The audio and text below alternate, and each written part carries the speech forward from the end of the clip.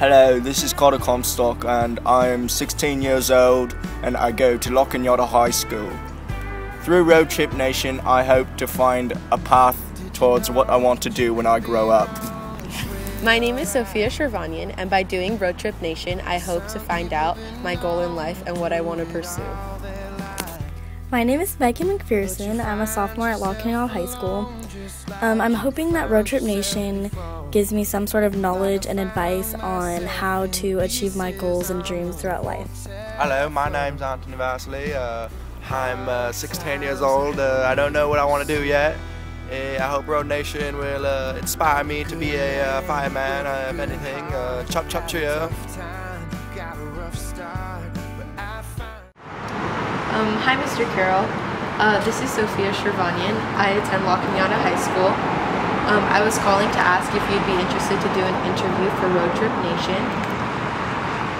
Yeah, Road Trip Nation is a program where kids go and interview someone that they look up to, and they basically find out like what their path was and what they had to go through to get to their goals in life.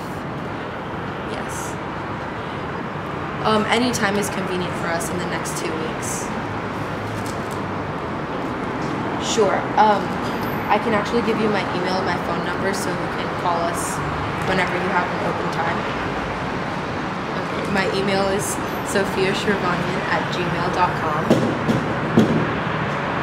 And my phone number is 818-642-7727.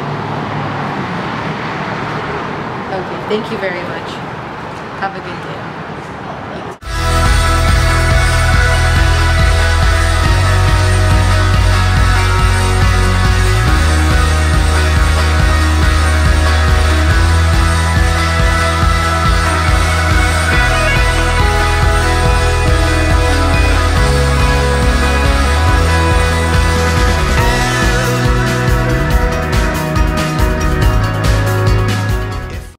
Hello, I'm Sophia Shervanian. I attend Lockanyada High School.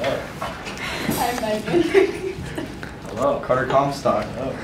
Anthony Vasily. What's up? We're here today on Road Trip Nation, and we were trying to find someone who inspires us to tell us how they came on the path of their career and like what obstacles they went through. So, were you planning to be a teacher? No, not even a little bit. When I was a little kid, so let's say like 8 or 9 years old, I wanted to be a weatherman. So, and then I went to college. I didn't know what I wanted to do. Went to community college for 2 years to find my passion, I guess would be the saying. I didn't really know what I wanted to do. I thought I might be a lawyer. But I became majored in history. I like history. I worked at a summer camp for 7 years with kids, 7 to 15, 7 to 16. And so that's where I decided, that'd probably be a good area for me to go to be a teacher. That is your question. Yeah, thank you. Good. Well, my question is, once you figured out what you wanted to do, did you have obstacles that kept you from your goal? Sure. So being a teacher, I think it probably should be a more complicated process, in all honesty, to become a teacher, because it isn't that much work to become a teacher. But after I got my history degree, I went to Cal State Fullerton, so I got my history degree at Cal Poly San Luis Obispo. Went to Cal State Fullerton for my teaching credential, but before I did that, I got my master's first, because I was still kind of on the rope, like what I wanted to do. And I was kind of interested in doing some nonprofit work, maybe. So when you're like in your young 20s, you're all like passionate, you want to do something really important. And then I was like, nonprofit doesn't pay very well, so it's gonna be hard to pay back, the money I spent on school. So I got my master's in political science, and so I'm like, I should be a teacher. This was something I was interested in since I was like 15, 16, working with students. And so I went to get my credential, which took another year. So that was 3 years out of my life after graduating college till I could get my first paycheck. And it's kind of hard when you're like in your mid-20s, you don't have any money, living home with mom. When you graduate college, you have to move back home with mom. Isn't exactly the most fun thing to do. So I went through my credential process, and there's just a lot of hoops to jump through.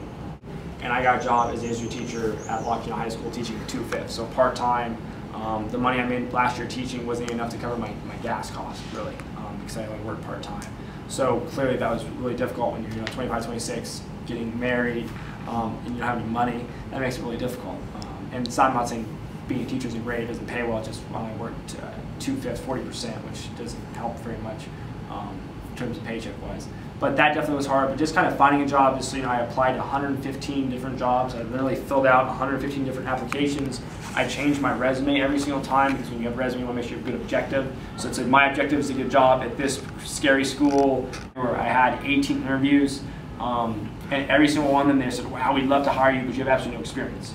And so that's just kind of a good life lesson for everybody, is you gotta have experience, and how do you get experience if nobody's want to hire you? And that's where I ended up falling into Lockheed. They said, hey, we can't offer you very much, but you know, it's a foot in the door, people might retire. And I got really lucky and got hired over, I think I beat out probably like 300 candidates for like a 2/5 job at this school. And so I'm very blessed, lucky, whatever word adjective you want to use, to have a job. But clearly it's a tough time as a teacher in general. I think that answers your question somewhere in there. Yes. And was it hard for you to decide your major? Because like if you decide a major, you know, you got to get a job, and you're trying to find a job in that, but you don't necessarily know what you want. I definitely didn't think about the real world possibilities. 2021, you're just like, woo, college, move out, party, whatever. Versus I'm gonna have to get a job at some point with this.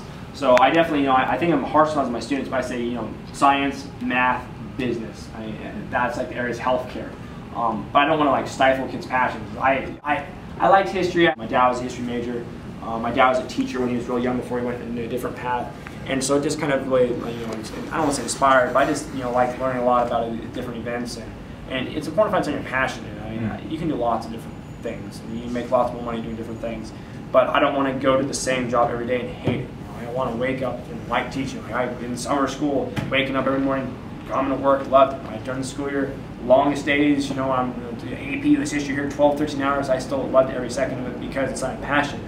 I couldn't imagine doing that in some other field. Maybe I make more money, but I'm not having fun with it. So with the history, community college, I didn't know what I want to do. So after my first year, I kind of decided I want to go the history route, and then that's when you start researching the colleges you want to go to transfer for your community college.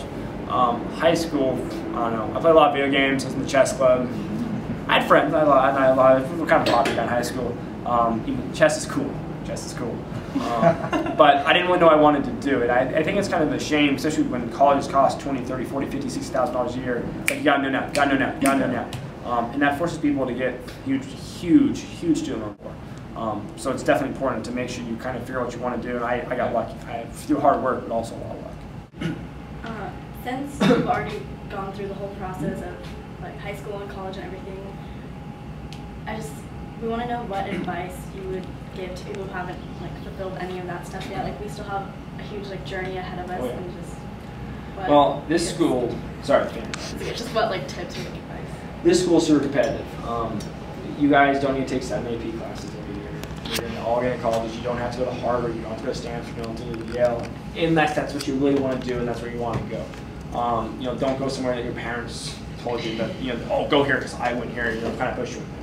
You know, so making sure that you are, you know, short, middle, long-term goals, but find ways that you set yourself little goals and don't be upset for failure. I mean, no one's perfect. People fail every day.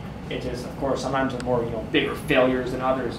But it's just really important not to get too hard on yourself. Biggest thing is find a good group of friends, and that's really what it is. People that inspire you, people that uplift you. That's the truth. You just gotta figure out what's the best thing for you, and don't listen to what everyone else tells you all the time. Your parents, teachers, counselors, friends, we're all helpful, but it's up to you to, you know, decide what you want to do. Thank you. Okay? Thank you very much. You're very welcome. Very welcome. See you Thank you, tomorrow. sir. Very well done, guys. Thank you. Good question. So what did you guys think? I thought it was pretty good. Yeah. He made some good points. Yeah, Mr. Carroll really taught me that you don't necessarily have to do what makes the most money, but you just need to make sure that you have goals and that you're working for something. Yeah, as long as you find your passion and you do what makes you happy, then you're going to succeed your goals. And he's already made one of his big goals like come true, so. And like you said, like good luck is like helps you, but hard work is what